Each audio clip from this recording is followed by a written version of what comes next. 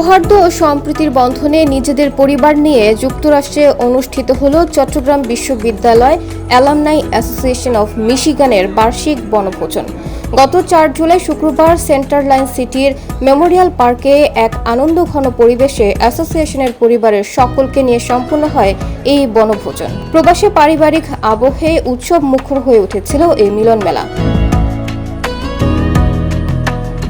বাংলাদেশ ও আমেরিকার জাতীয় সঙ্গীতের মাধ্যমে শুরু হওয়া বনভোজনের উদ্বোধন করেন পিকনিক কমিটির আহ্বায়ক কাজী এবাত ও অ্যালামনাই অ্যাসোসিয়েশনের সভাপতি সৈয়দ মঈন সহ সকল নেতৃবৃন্দ। সারাদিন ব্যাপী আয়োজনে ছোট বড় সবার জন্য খেলাধুলা ও সঙ্গীতানুষ্ঠানের আয়োজন করা হয়। অ্যাসোসিয়েশনের সভাপতি মঈন উদ্দিন দীপুর সভাপতিত্বে এবং আহ্বায়ক কাজী এবাদের স্বাগত বক্তব্যে বনভোজনের অনুষ্ঠানে বিভিন্ন পর্বে সঞ্চালকের দায়িত্ব পালন করেন প্রদুন্ন চন্দ, আবুল কালাম আজাদ, মিল্টন বড়ুয়া ও নজরুল ইসলাম।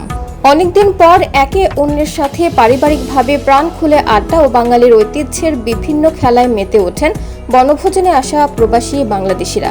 সাংস্কৃতিক অনুষ্ঠান পর্বে সবাইকে মাতিয়ে রাখেন স্থানীয় শিল্পী সৈয়দ শাফি।